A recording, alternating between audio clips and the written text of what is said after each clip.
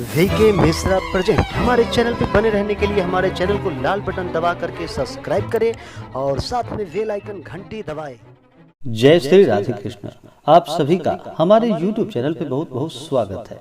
आइए आज सुनते हैं जीवित पुत्रिका व्रत की कथा। इसे जितिया व्रत के नाम से भी जाना जाता है और जितिया अष्टमी के नाम से भी जाना जाता है। जितिया का व्रत हर वर्ष आश्विन माह के कृष्ण पक्ष की अष्टमी तिथि के दिन इस व्रत को रखा जाता है। इस व्रत को महिलाएं अपने पुत्र की लंबी आयु की कामना से इस व्रत को रखती हैं और पुत्र की रक्षा के लिए इस व्रत को रखती है। पुत्रों की रक्षा के लिए यह बड़ा ही उत्तम व्रत बतलाया गया है। इस व्रत में जीवित वाहन का पूजन किया जाता है। यह व्रत छठ व्रत की तरह ही बड़ा कठिन व्रत माना जाता है। इस व्रत में 3 दिनों तक इस व्रत के नियमों का पालन किया जाता है। सप्तमी तिथि के दिन नहाय खाए का व्रत किया जाता है। अष्टमी तिथि को निर्जला रह करके इस व्रत को किया जाता है और नवमी तिथि को इस व्रत का पारण किया जाता है। तो आइए सुनते हैं जीवित पुत्रिका व्रत की कथा। बोलिए प्रेम से जीवित वाहन महाराज की जय। एक समय की बात है कि एक बार नैमिषारण्य के निवासी ऋषियों ने संसार के कल्याणार्थ सूत जी से पूछा कि हे सूत, कराल कली काल में लोगों के बालक किस तरह दीर्घायु होंगे, सो कहिए। सूत जी बोले कि जब द्वापर युग का अंत और कलयुग का आरंभ था, उसी समय बहुत सी शोकाकुल स्त्रियों ने आपस में सलाह की कि क्या इस काल में माता के जीवित रहते पुत्र मर जाएंगे। जब वे आपस में कुछ निर्णय नहीं कर सकी, तब गौतम जी के पास पूछने के लिए गई। जब उनके पास पहुंची तो उस समय गौतम जी बड़े ही आनंद के साथ बैठे थे। उनके सामने जाकर सबने उन्हें नतमस्तक होकर झुककर प्रणाम किया।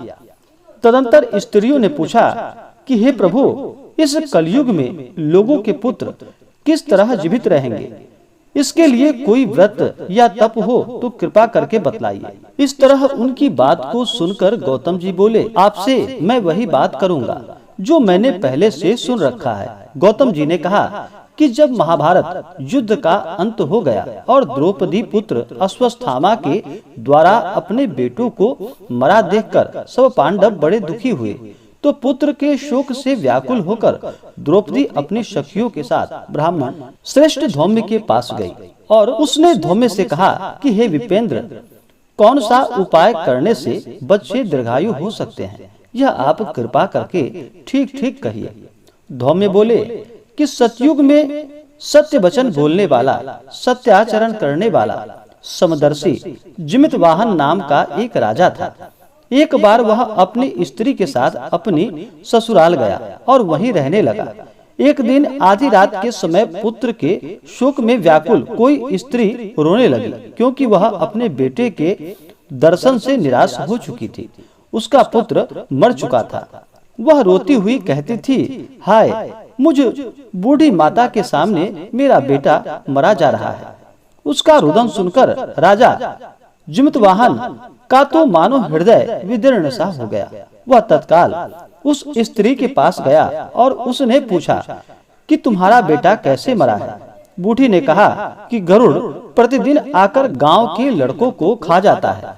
इस पर उस दयालु राजा ने कहा कि माता, अब तुम रो मत, आनंद से बैठो, मैं तुम्हारे बच्चे को बचाने का यत्न करता हूँ। ऐसा कहकर राजा उस स्थान पर बैठ गया जहाँ गरुड़ आकर प्रतिदिन मांस खाया करता था। उसी समय गरुड़ भी उस पर टूट पड़ा और मांस खाने लगा। जब अतिशय तेजस्वी गरुड़ ने राजा का बायां अंग खा लिया, तो झटपट राजा ने अपना दाहिना अंग फेर कर गरुड़ के सामने रख दिया। यह देखकर गरुड़ जी ने कहा कि तुम कोई देवता हो, कौन हो, तुम मनुष्य तो नहीं जान पड़ते। अच्छा, अपना जन्म और कुल बताओ। पीड़ा से व्याकुल मन वाले राजा ने कहा कि हे पक्षीराज, इस तरह के प्रश्न करना व्यर्थ है। तुम अपनी इच्छा भर मेरा मांस खाओ।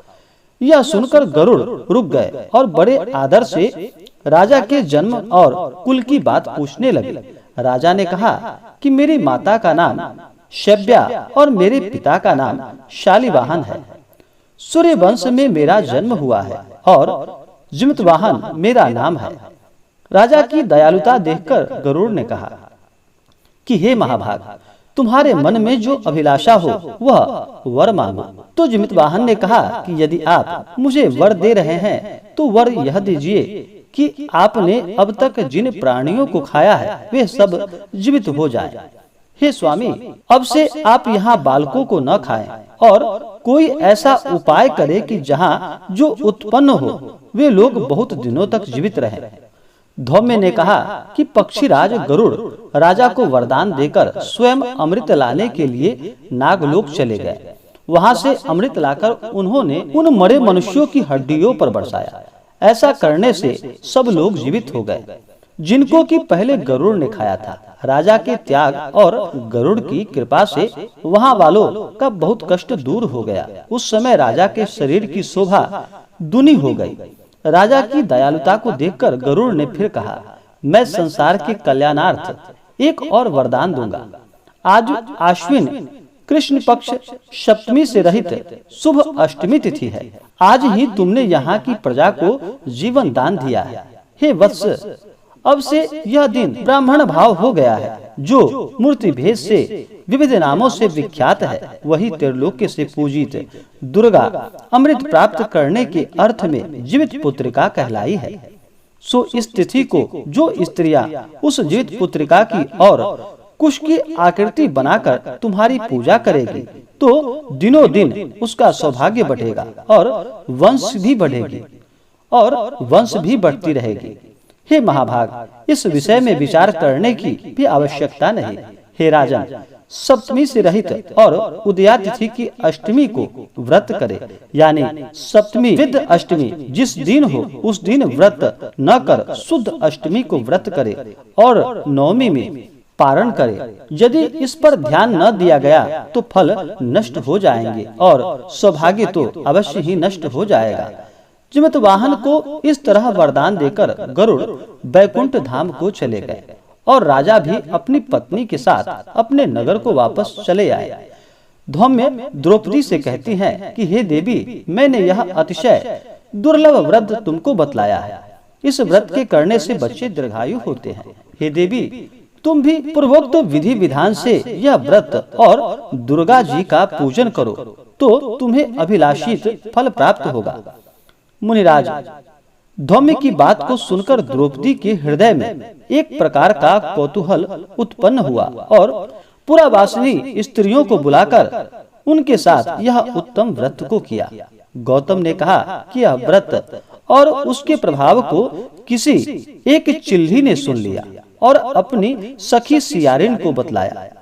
इसके बाद पीपल वृक्ष की शाखा पर बैठकर उस चिल्ली ने और उसी वृक्ष के एक खोते में बैठकर सियारिन ने भी व्रत को किया। फिर वह चिल्ली किसी उत्तम ब्राह्मण के मुंह से यह कथा सुनकर आई और पीपल के खोते में बैठी हुई अपने सखी को सुनाया। सियारिन ने आधी कथा सुनी कि उसे भूख लग गई और वह उसी समय सबसे भरे हुए शमशान में जा पहुंची। वहां उसने इच्छा भर मांस का भोजन किया और चिल्ली बिना कुछ खाए पिए रह गई। सवेरा हो गया। सवेरे वह गौशाला में गई और वहां गौ का दूध पिया। इस तरह नवमी को उसने पारण किया।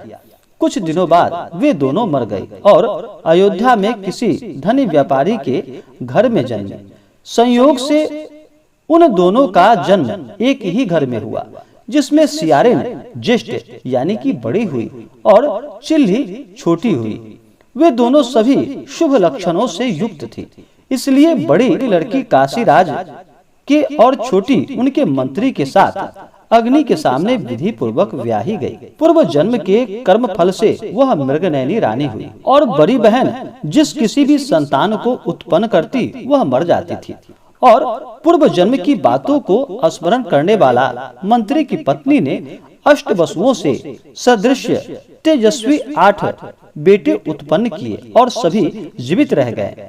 अपनी बहन के पुत्रों को जीवित देखकर ईर्ष्यावश राजपत्नी ने अपने स्वामी से कहा कि यदि तुम मुझे जीवित रखना चाहते हो तो इस मंत्री के पुत्रों को उसी जगह भेज दो जहाँ की मेरे बेटे गए हैं, अर्थात इसे मार डालो।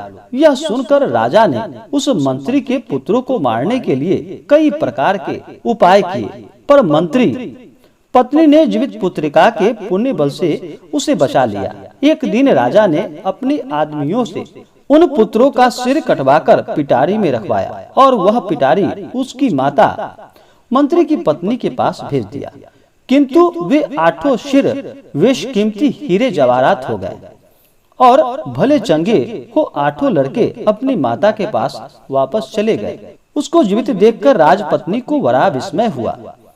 अंत में वह मंत्री की पत्नी के पास आई और उससे पूछा कि बहन, तुमने कौन सा ऐसा पुण्य किया है जिससे बार बार मारे जाने पर भी तुम्हारे बेटे नहीं मरते। इस पर मंत्री की पत्नी ने कहा कि पूर्व जन्म में मैं चिल्ली थी और तुम सियारिन थी। हमने और तुमने साथ साथ जीवित पुत्रिका का व्रत किया था। तुमने व्रत के नियमों का भली भांति पालन नहीं किया था और मैंने किया था। इस दोष से हे बहन, तुम्हारे बेटे नहीं जीते हैं और राजरानी, अब भी तुम उस जीवित पुत्रिका व्रत को करो तो तुम्हारे बेटे अवश्य ही दीर्घायु होंगे।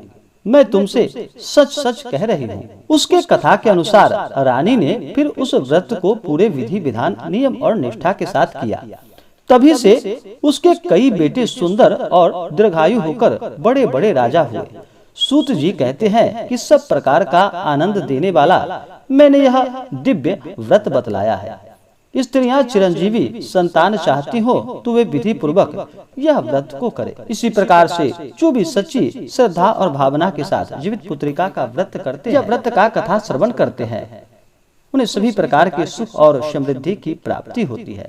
तो बोलिए प्रेम से जीवित वाहन महाराज की जय, गरुड़ भगवान की जय, माता दुर्गा की जय। तो आशा करता हूँ कि यह जानकारी आपको अच्छा लगा हो। ऐसे ही ज्ञानवर्धक जानकारियाँ प्राप्त करने के लिए हमारे इस चैनल को लाल बटन दबा करके सब्सक्राइब करें, साथ में बेल आइकन घंटी दबाएं ताकि मेरे वीडियो का नोटिफिकेशन आपके पास सबसे पहले पहुंचे। वीडियो को लाइक और अपने मित्रों तथा दोस्तों के साथ शेयर करें। सुखी रहें और स्वस्थ रहें। जय श्री राधे कृष्ण। धन्यवाद।